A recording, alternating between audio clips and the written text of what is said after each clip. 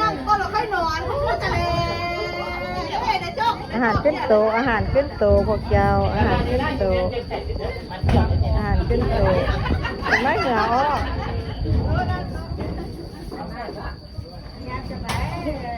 นี่ก็ลงมามาลอกร้านนี้เอาเลยจ้ะได้หรอมาลองแฮลองเอามาที่บ้านน่ะแก้ข่าวกันน่ะ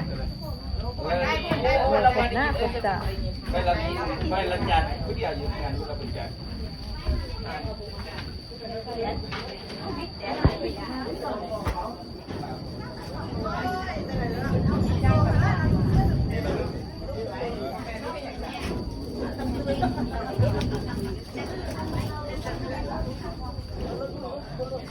ไล่เฉลี่ยมอง50ประมาณ50เข้าเรื่องเลยเปล่าได้ห่างเข้าเรื่องเลยละวันนี้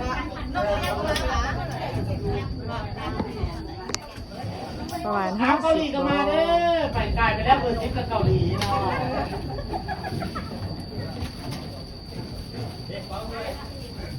ะคนหล่อเฮาดูขอภาพเนี่ยคนหล่อเป็นหล่อเด้อมาลองเหือนกัน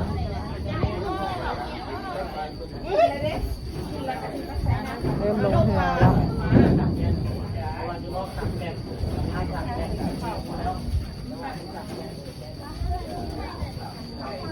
แล้วต้อนรับเกาหลีดีเด้อ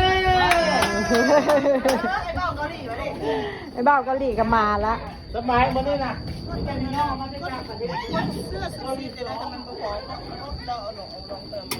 ทำเสื้อสูทนะที่ยุ่งหลังมีเยอะที่จะมีอยู่หลังตั้งจริงนี่มันพอแต่เอาเพิ่มขึ้นก็ได้เพราะว่าคนเขามันหลายคนก็แมน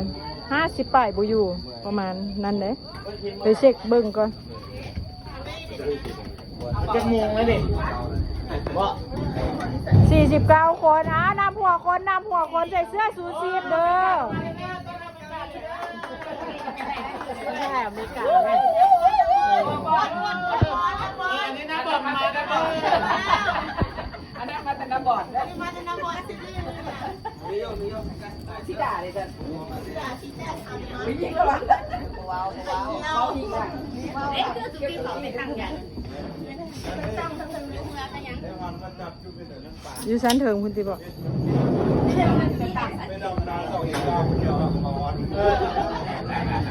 นี่ตาท่านนะพี่แดงแม่บุญเล่นแม่ตาท่านลูกเอาเมียมาทำแฟน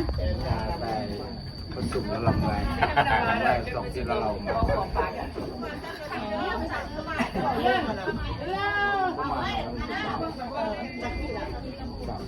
คนฝรั่งนะยังอยู่ลุมคนยังไม่ขึ้นมาเอาเกาหลีล้มเลยเนี่ย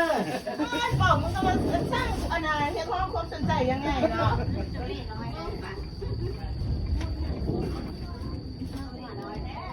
พ่อแม่ไปเห็นที่เกาหลี